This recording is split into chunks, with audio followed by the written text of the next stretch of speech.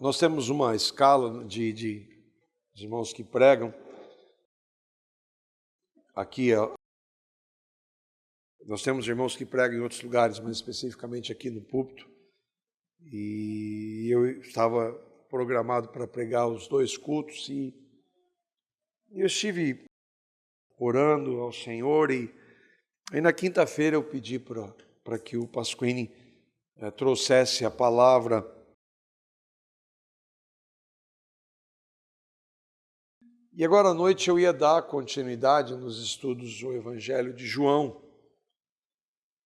Mas desde terça eu estava orando ao Senhor e pedindo a direção dele, que quando a gente estuda expositivamente um texto, a gente tem uma sequência ali. Mas que se ele me dirigisse, pudesse tratar de um assunto que estava talvez me incomodando. Então na quinta-feira também nós estávamos em casa e tendo um momento que nós temos juntos, lendo a palavra, e então veio ao meu coração essa necessidade. Nós estávamos lendo Hebreus, nós estamos meditando em Hebreus e como vemos toda a Escritura, e o escritor aos Hebreus apontando para Cristo, e eu quis trazer algo sobre a centralidade de Cristo. Na minha limitada compreensão, eu creio que Deus, em sua soberania, guiou esse pequeno processo, que hoje pela manhã o Pasquini trouxe Eclesiastes, ele começou a estudar Eclesiastes e é uma frase que Salomão diz que não há nada novo debaixo do sol.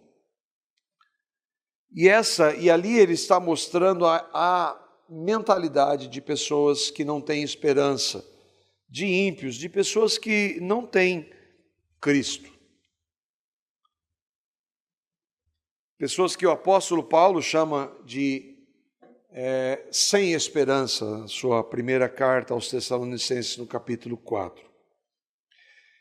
E eu vi na mensagem, a aplicação que eu fiz da pregação foi como, infelizmente, nós mesmo, tendo crido no Evangelho, vivemos muito nas expectativas que Salomão está descrevendo ali e que nenhuma delas pode produzir qualquer tipo de significado de real felicidade. Mas mesmo nós que cremos em Cristo, infelizmente somos atraídos por essas expectativas que o mundo tem. E eu falo isso com muita tristeza. Nós vivemos muitas vezes dessa forma. E aí então, o que ele trouxe, o que eu havia meditado, eu creio que vai nos ajudar, eu espero que nos ajude. Eu sempre converso com vários irmãos, né? Isso é bom porque ninguém fica pensando que eu estou dando recado para quem quer que seja, eu converso com bastante gente, então pode não ser para você. E eu uso de lutas, de fraquezas, de derrotas, e de situações, essas lutas, fraquezas, derrotas que a gente tem nesse mundo, elas nos são prometidas na palavra. Se tem algo que Deus nos prometeu é que nesse mundo nós teríamos tribulações. Nenhum cristão, nenhum ser humano está isento delas. Mas existem alguns cristãos, que é uma linha mentirosa, teológica, não é nem teológica, ela é uma mentira, que diz que cristão não passa por tribulação. Não, nós passamos, Jesus falou isso, vocês vão passar por tribulação.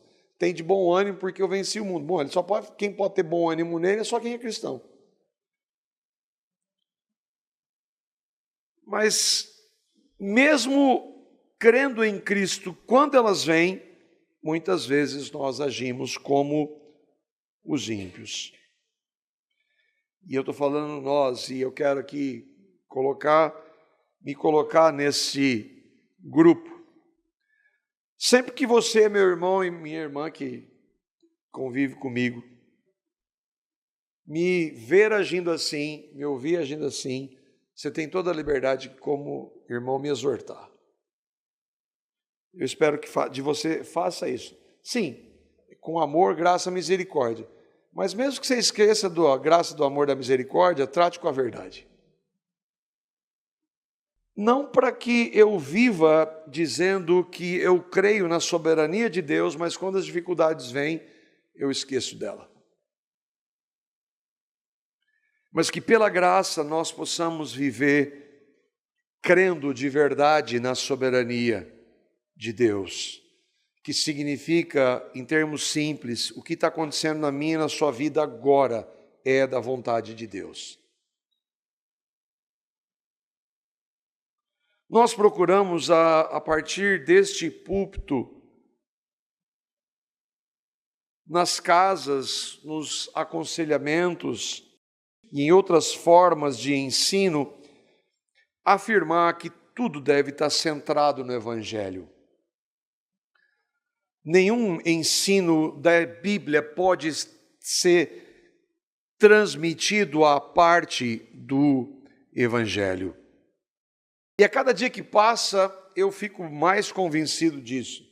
E às vezes, a minha esposa acha que às vezes que eu sou radical em algumas coisas, alguns irmãos também, mas é nisso aqui, então eu estou ficando cada vez mais radical. Quanto mais eu leio a Bíblia, mais eu vejo que a Bíblia tem um alvo, a centralidade do Evangelho. E é por isso que eu quero sempre, e pela graça tenho clamado ao Senhor e converso com os irmãos, que nós devemos, qualquer tipo de ensino da palavra, nunca negociar, que ele deve estar acompanhado pelo Evangelho. Porque, e aqui entenda por favor, e para nós que pregamos, se não for pelo poder do Evangelho, nem mesmo os pregadores do Evangelho permanecerão nesse centro. Se não for pelo poder do Evangelho, nem mesmo eu e você, que pregamos o Evangelho, permaneceremos pregando o Evangelho.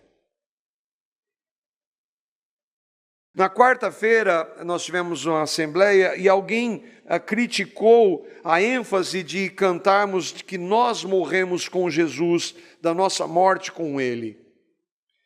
E eu lamento profundamente essa percepção.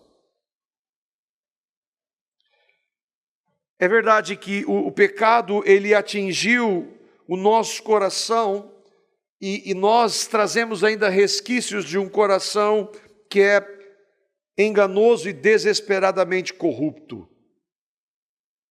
E mesmo os genuínos convertidos não estão vacinados contra um desvio aqui e ali. Sim, um verdadeiro convertido a Cristo, ele jamais vai abandonar o Evangelho. Mas, infelizmente, nós às vezes vamos nos desviar do centro do Evangelho. É por isso, então, que pela graça de Deus, e é sempre tudo somente pela graça, eu espero que nós não nos desviemos.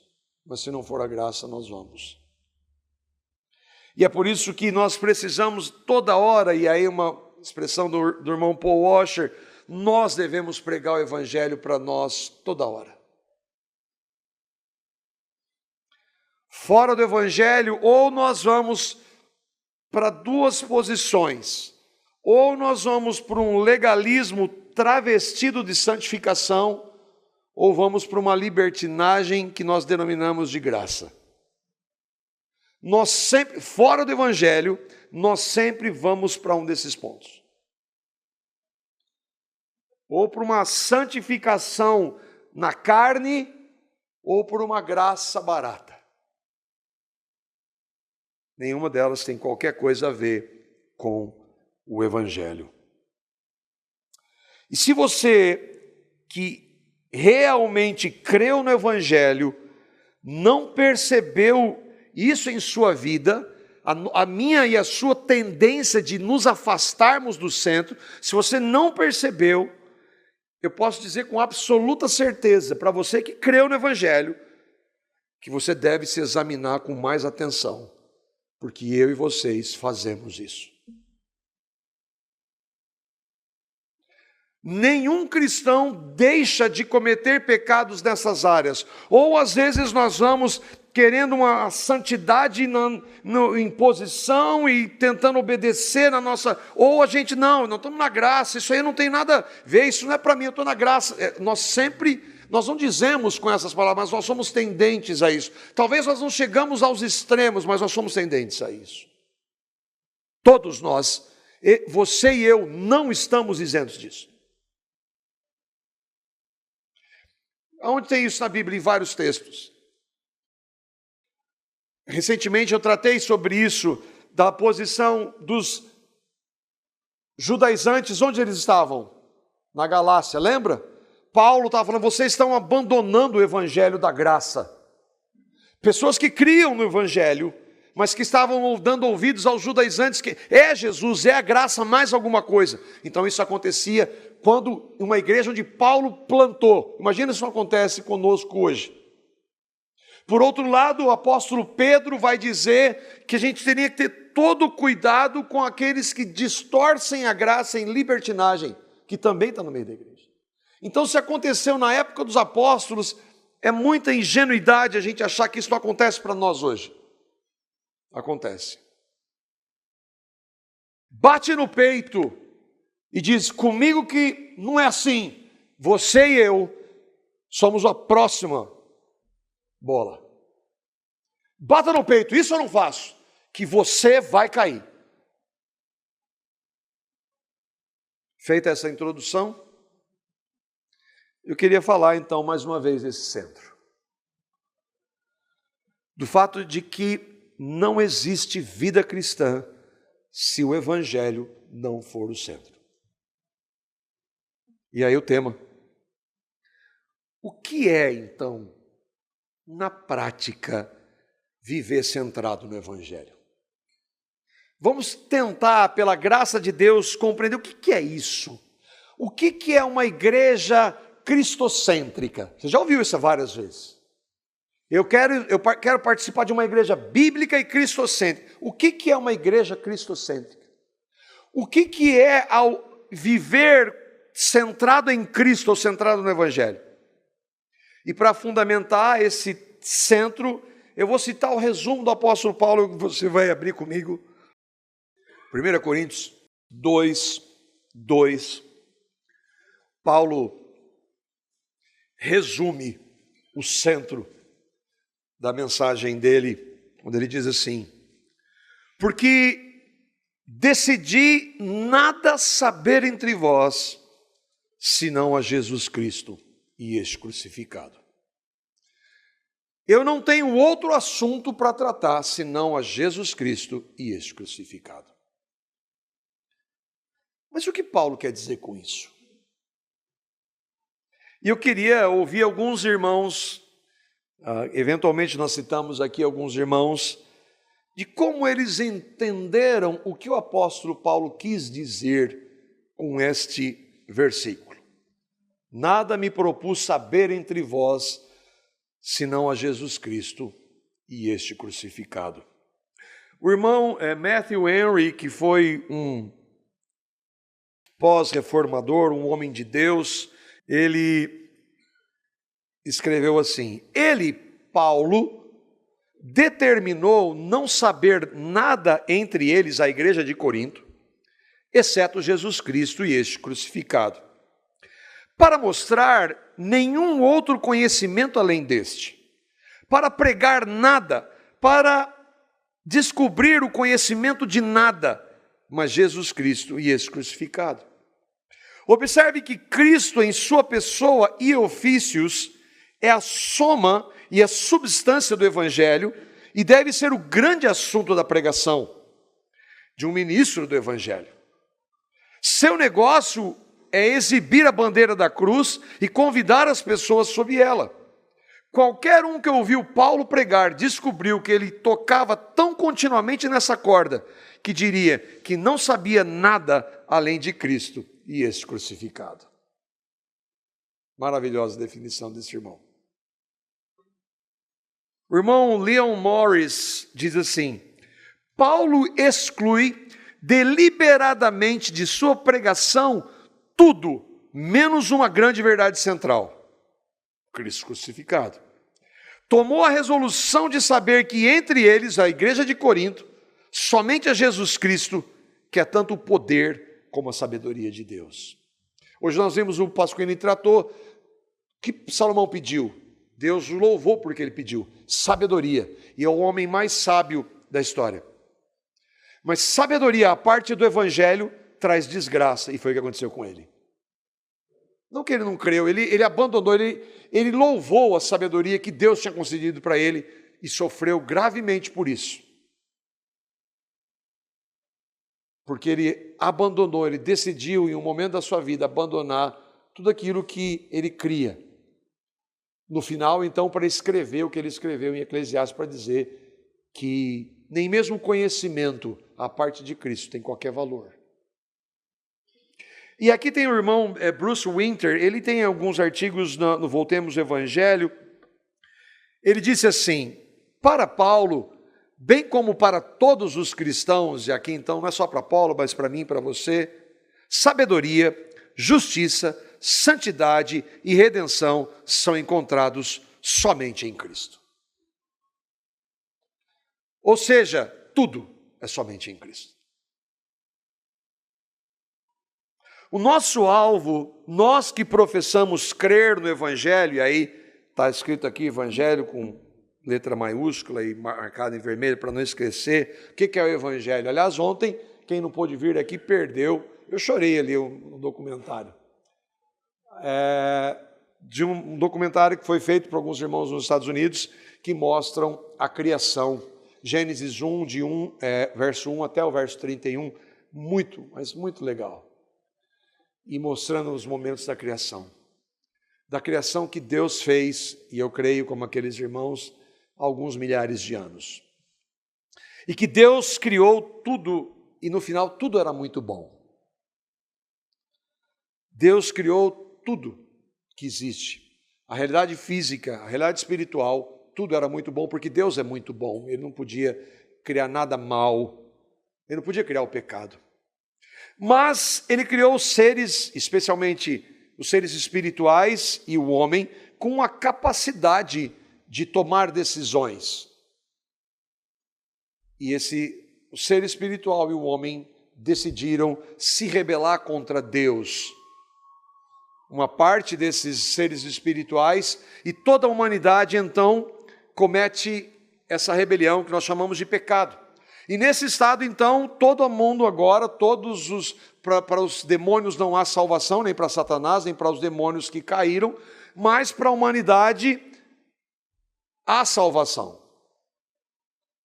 E a salvação é o Evangelho, é uma boa nova, que é o que Cristo veio fazer. O homem não pode mudar isso, nós nascemos em pecado, por isso cometemos pecados. Nossa religiosidade quando eu ouço na Bíblia, não darás falso testemunho, eu parar de mentir, não adianta nada, mas você já é um mentiroso desde que você nasce, fora um monte de outro pecado, vários outros pecados que vocês cometemos. Então, nós já estamos condenados. Mas a Bíblia diz que Deus amou pessoas condenadas como nós, que deu o seu Filho, por isso que é de graça. E Ele deu. Para quê? Para que todo aquele que nele crê em Cristo, não pereça eternamente, mas tenha a vida eterna. Quando Cristo vem, há 2000 anos, Ele morre na cruz por pecadores. Todos aqui são pecadores.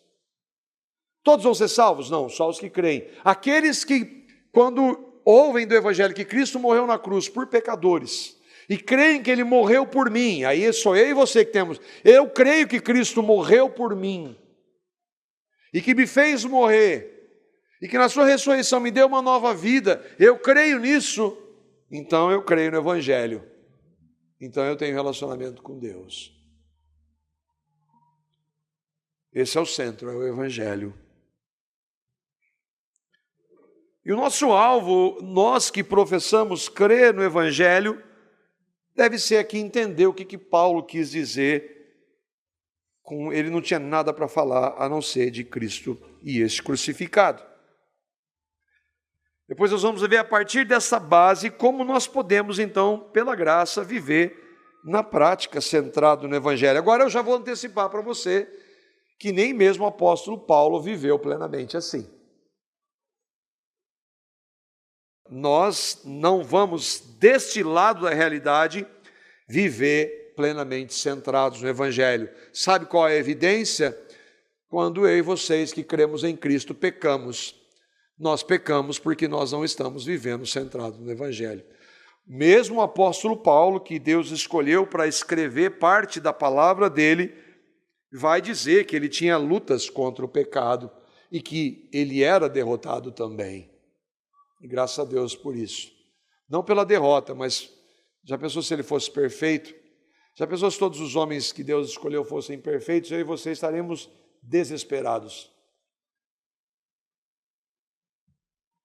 Viver centrado no Evangelho, sim, nós queremos viver uma vida plena e santa, mas desse lado nós não vamos viver. E o próprio apóstolo João admitiu isso, e essa admissão dele vai acontecer bem no finzinho da vida dele. 1 João, capítulo 1, versos 8 a 10. O Alexandre está estudando as cartas de João, e nós vimos recentemente. E esse texto ele é muito claro para que ninguém venha dizer que não comete pecado. Porque se esse homem de Deus, escolhido pessoalmente por Cristo, que andou com Cristo e que Cristo amava tanto, está reconhecendo isso, então o que diremos nós? Se dissermos que não temos pecado nenhum, a nós mesmos nos enganamos. E aí não está dizendo, ele não está dizendo que eu vivo na prática, mas se eu disser que eu não cometo pecado, eu estou mentindo para mim. A verdade não está em nós.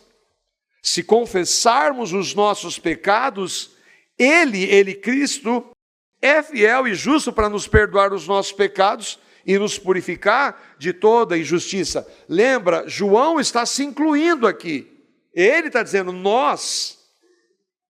Se dissermos que não temos cometido pecado, fazemo-lo de Deus mentiroso, e a sua palavra não está em nós. Por isso que a ideia da impecabilidade é herética, é uma heresia.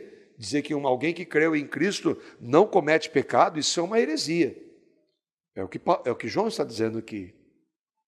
Agora, por outro lado, é muito importante nós dizermos e lembrarmos que, bom, sim, nesta vida eu infelizmente, por isso que ele vai dizer, João mesmo vai dizer que nós não devemos pecar, se porém nós pecarmos. Eu não devo nunca usar disso como pretexto para pecar. Não, porque aqui nós somos pecadores mesmo, né? A gente é pecador, então faz parte. Não. Sabemos que desse lado da eternidade nós não vamos atingir a perfeição, a santidade plena, mas não nos isenta de viver e buscar isso em Cristo. Paulo fez isso. Filipenses, capítulo 3, versos 12 a 14. Lembra, eu falei de nós, infelizmente, nós cometemos pecado, não seremos perfeitos, mas isso não é pretexto para que a gente não ande em comunhão e busque o Senhor cada vez mais, para que isso aconteça cada vez menos, os nossos pecados. Olha o que Paulo diz, não que eu o tenha já recebido ou já tenha obtido a perfeição. Lembra, Paulo, ainda que um pregador evangélico creu na graça, ele tinha lutas e cometia pecados. Eu sei que eu não atingi a perfeição, mas eu prossigo para conquistar aquilo para que também foi conquistado por Cristo. O que você foi conquistado? Cristo venceu na cruz pelos seus pecados. Agora Ele tem o poder de te dar vitória nos seus pecados aqui. Um dia, Ele vai te dar vitória plena sobre todos os pecados. Nunca mais vai acontecer. É isso que Ele está dizendo. E aí então Ele diz, irmãos, quanto a mim, eu não julgo havê-lo alcançado. Eu sei que eu não sou perfeito, mas uma coisa eu faço. Esquecendo-me das coisas que para trás ficam, e avançando para as que estão diante de mim, prossigo para o alvo, para o prêmio da soberana vocação de Deus em Cristo Jesus. Nós somos justificados para a santificação. Então, eu não vou ser perfeito, mas eu quero cada vez mais andar em Cristo, de maneira que a vida de Cristo se manifeste. E essa é a nossa vida de cristãos. Mas E aí então, voltando para o nosso tema, o que Paulo quis dizer com nada propus saber entre vós, senão a Jesus Cristo e esse crucificado? O primeiro contexto da expressão é que Paulo ele estava lá e falou assim, eu não estou diante de vocês para falar de sabedoria humana, porque ela não vale nada. O meu ponto aqui não é trazer o meu conhecimento, e olha que ele tinha, hein? Diferentemente de Pedro, Paulo foi o top da religiosidade, ele conhecia muito de Bíblia. Mas ele estava dizendo assim, eu não estou aqui para falar de sabedoria humana, do meu conhecimento, da minha capacidade. Eu não tenho outra coisa para falar para vocês, senão Cristo e esse crucificado. E no contexto, falar de Cristo crucificado era algo humilhante, né? Você acredita num Senhor que morreu na cruz? Que Deus é esse?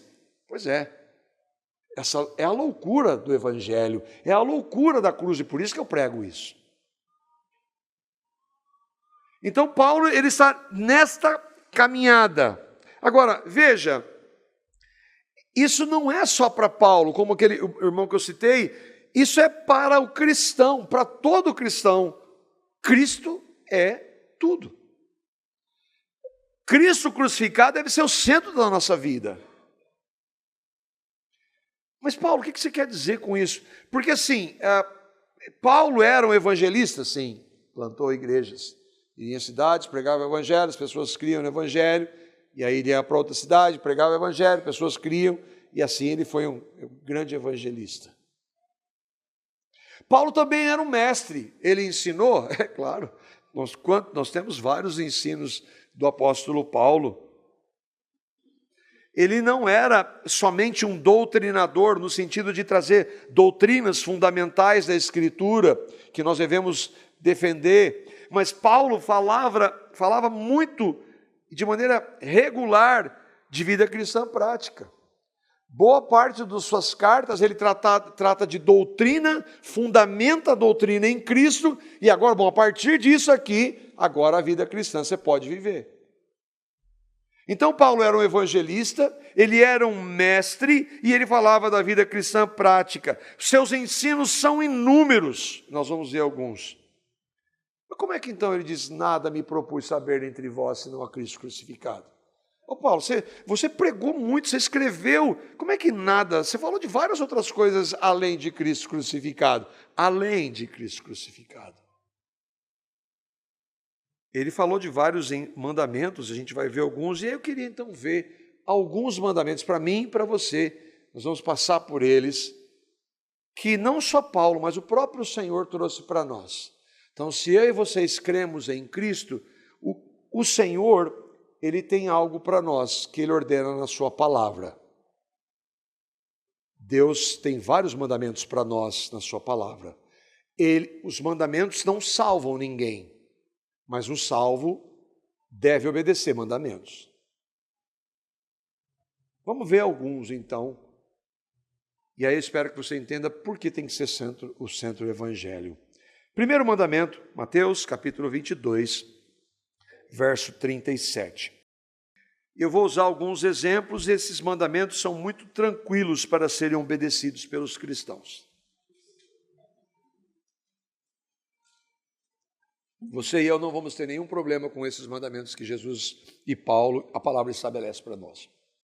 Primeiro deles, Jesus dizendo para mim e para você que cremos nele: ame o Senhor, o seu Deus, de todo o seu coração, de toda a sua alma e de toda a sua mente. Isso é um mandamento para mim e para você que cremos em Cristo. Como nós devemos amar Deus mais do que tudo e todos? Quando? 24 horas. De que forma? Com a nossa mente, com o que nós falamos, com o que nós ouvimos, com o que nós fazemos. Deus manda que nós o amemos assim. E aí eu lembro do irmão Paul Washer. O único homem na história que amou Deus assim foi o Deus encarnado.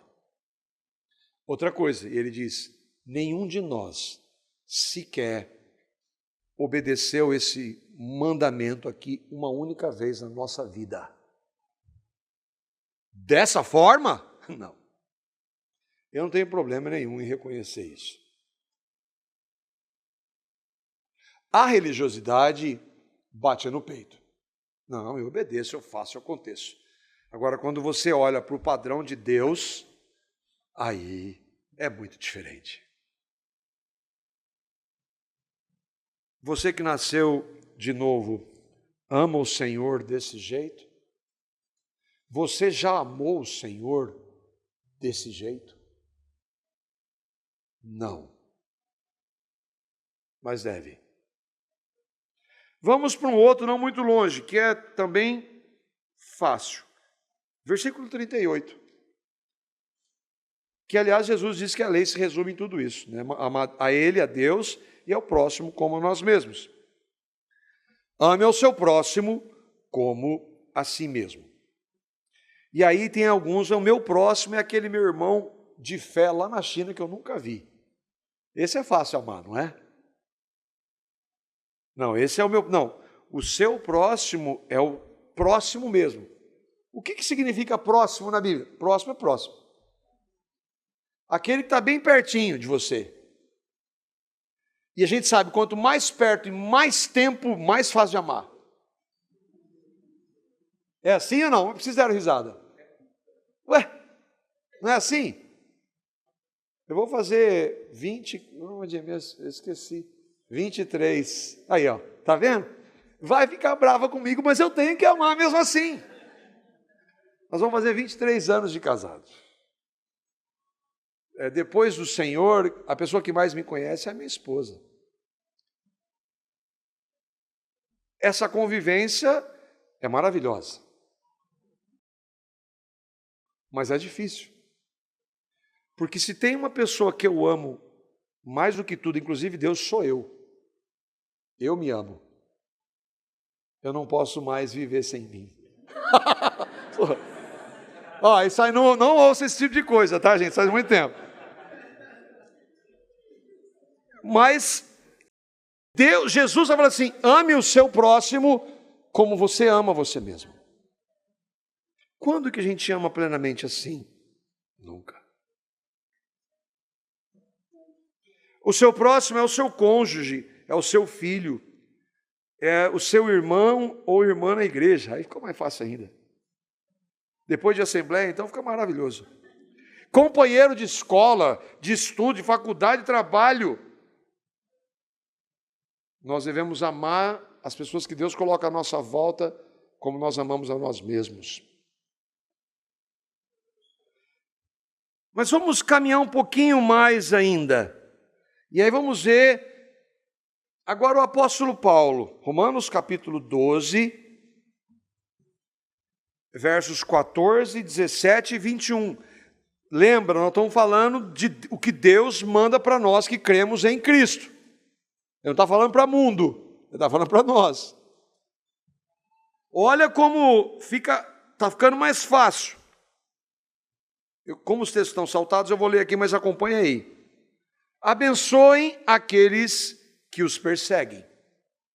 Não os amaldiçoem, mas orem para que Deus os abençoe. Nunca paguem o mal com o mal.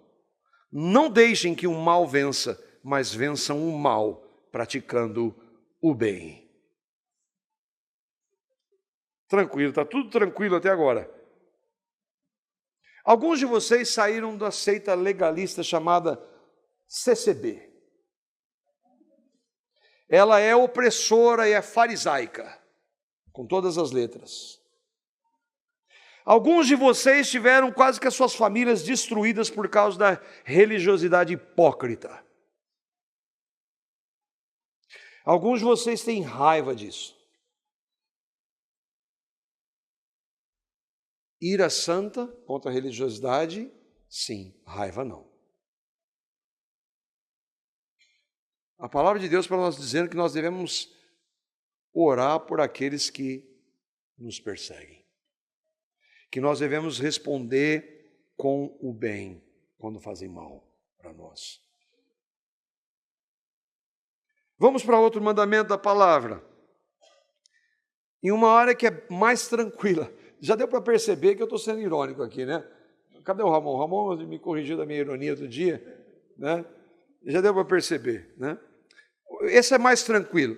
Mateus capítulo 6, versos 25 a 27. Augusto trouxe pela manhã.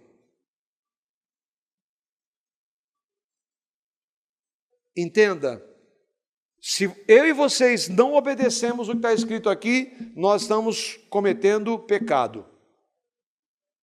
Por isso eu, Jesus, lhes digo que não se preocupem com a vida diária, se terão o suficiente para comer, beber ou vestir.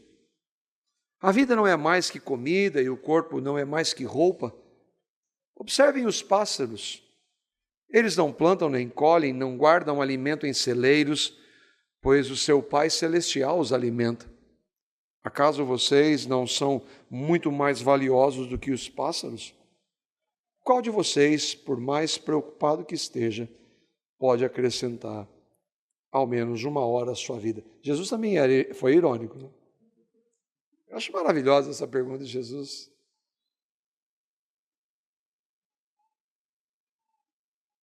Não se preocupem com essas coisas. E se eu me preocupo? Isso chama-se pecado.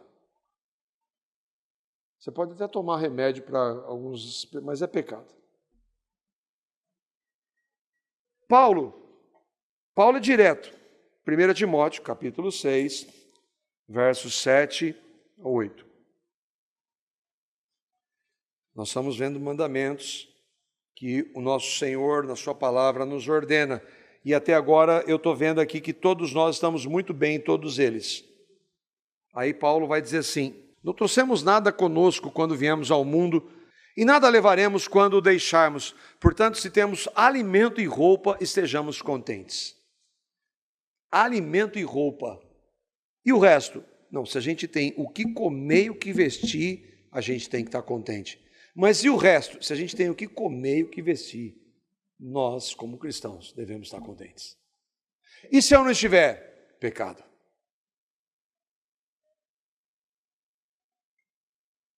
Depois, o apóstolo Paulo, desculpa a expressão chula, ele chuta o pau da barraca. Filipenses, capítulo 4, versículo 6, ele resume. No meio do texto diz assim, eu coloquei sem querer, em letra maior aí, foi sem querer. Não andem ansiosos por coisa alguma. Não andem ansiosos por coisa alguma.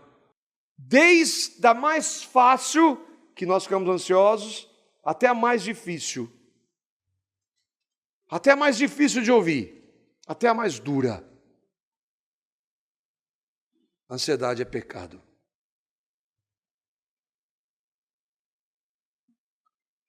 O escritor aos Hebreus vai destruir, então, ainda aqui falando, Hebreus capítulo 13, verso 5. Também está para dar para ler. Contentem-se com o que vocês têm. Contentem-se com o que vocês têm. Tem. Agora. E para resumir, Paulo, 1 Tessalonicenses, capítulo 5, verso 18. Eu não estou entendendo nada, Marco. Você está falando que é viver centrado no Evangelho, está mandando um monte de coisa que Deus manda fazer e a gente não consegue fazer nada. Em tudo, dai graças, porque esta é a vontade de Deus em Cristo Jesus para convosco. Eu ouvi uma notícia horrível agora. E que humanamente falando, não há nenhuma esperança. Em tudo dai graças, porque esta é a vontade de Deus em Cristo Jesus para conosco. Agora, me diga, como podemos obedecer a qualquer um destes imperativos no nível que o Senhor exige, sem o poder do Evangelho?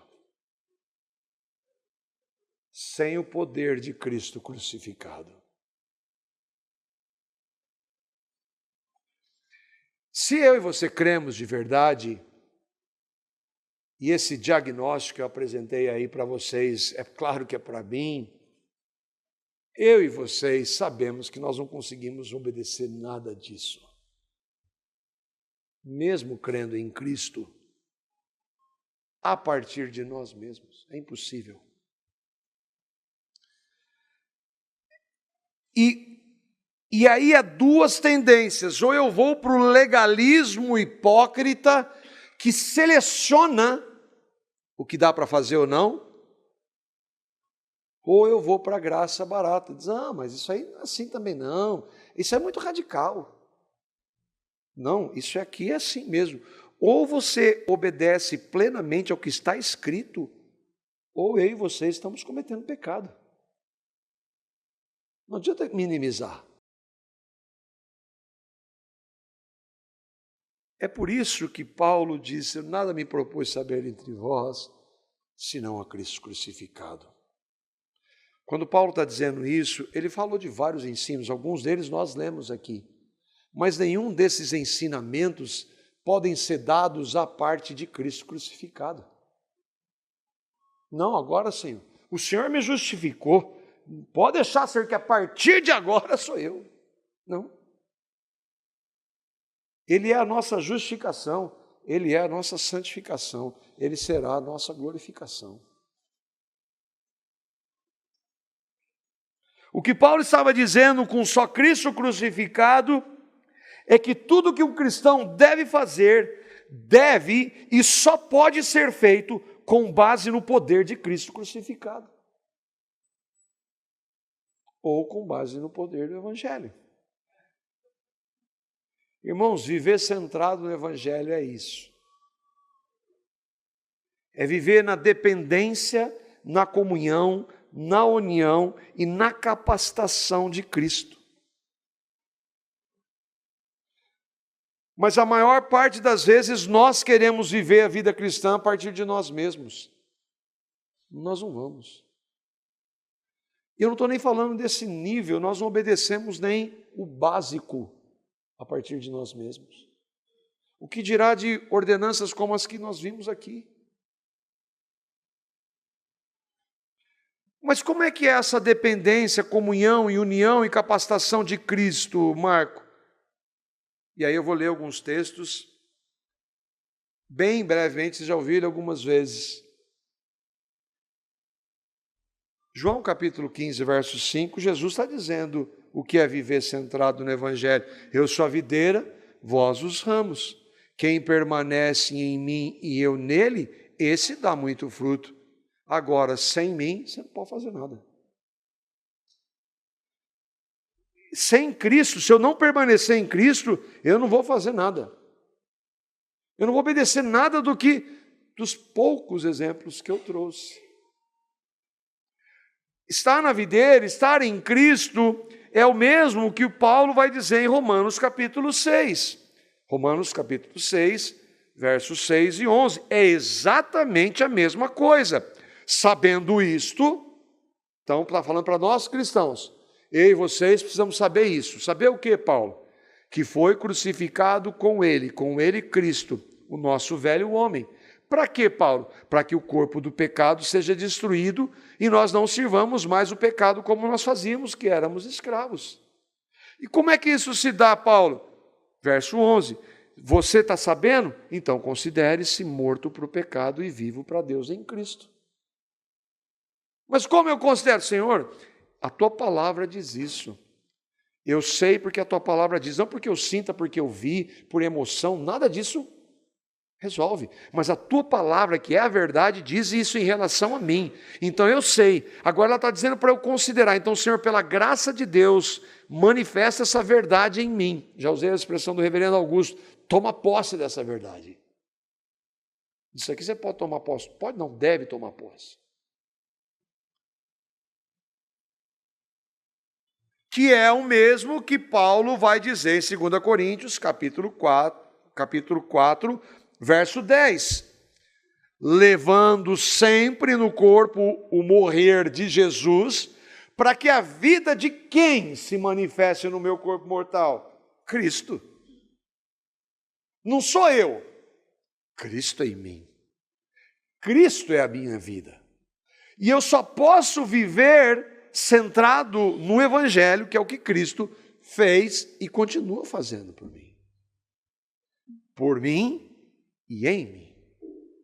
E é o mesmo que Paulo vai dizer na carta aos Gálatas, capítulo 2. E lembra, os Gálatas, o que eles estavam tentando fazer? Tentando se santificar na carne. Assim, vocês são tão espertos assim, que tendo começado pelo Espírito, agora vocês querem obedecer na carne? Ele está falando para cristãos, irmãos. Vocês tendo começado pelo Espírito e na graça, agora vocês estão querendo, na força do seu braço, vocês tiraram isso. Isso tem nada a ver com o Evangelho. E aí ele vai dizer, qual que é a base então, Paulo? A base é, eu estou crucificado com Cristo. Logo, não sou eu quem vive, mas Cristo vive em mim. E como é que essa vida... Aí ele vai explicar, esse viver que agora eu tenho na carne, nesse corpo aqui, eu vivo pela fé no Filho de Deus, que me amou e se entregou por mim. Agora é Cristo a minha vida. É Ele que me capacita. Irmãos, isso é vida centrada no Evangelho.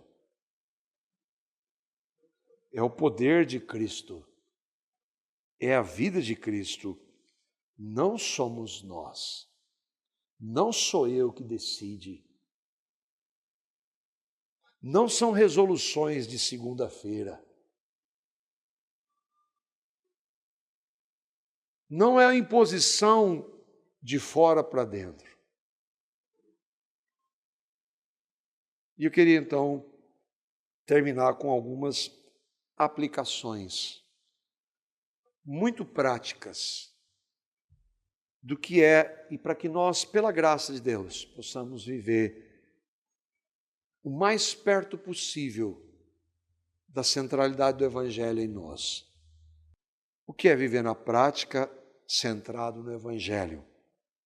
Primeiro, nunca minimize, racionalize ou justifique seus pecados. Eu falei de ansiedade. Nós estávamos conversando aqui, tem remédio para ansiedade hoje. Remédio não trata do pecado de ansiedade. Eu não estou dizendo que nós somos contra em alguns casos, mas ansiedade é pecado. E cura para a ansiedade é só o Evangelho. Lembra, quero enfatizar, não estou dizendo que não haja situações que não devem ser. Mas se eu não chamar o que a Bíblia chama de pecado, então não tem o que tratar. Nunca, eu estou citando qualquer outro, nunca minimize, racionalize ou justifique seus pecados. Dê nome aos bois. Se você pecou, é pecado. Segundo ponto, se você pecar, muito praticamente, se você, então eu estou ansioso com isso aqui, eu não consigo, eu sei, eu vi, é pecado, é pecado, eu estou vendo que é pecado. Vá diante do Senhor em oração. Arrependa-se. Senhor, tem misericórdia, é pecado contra o Senhor, eu não estou confiando no Senhor. Eu estou preocupado, eu estou desesperado, eu não sei o que vai acontecer. Tem misericórdia de mim. Peça perdão, Senhor, eu pequei contra o Senhor esse pecado. Me perdoe. Importantíssimo, receba o perdão. Quando que ele foi dado? Lá na cruz. Já foi dado. A provisão já foi dada. Receba o perdão e clame pela vitória completa sobre o pecado cometido, seja ele qual for. Enquanto Deus não manifestar a vitória, você vai continuar clamando até que Ele manifeste. É prático isso ou não? Isso aqui não entra na questão... Quantas vezes?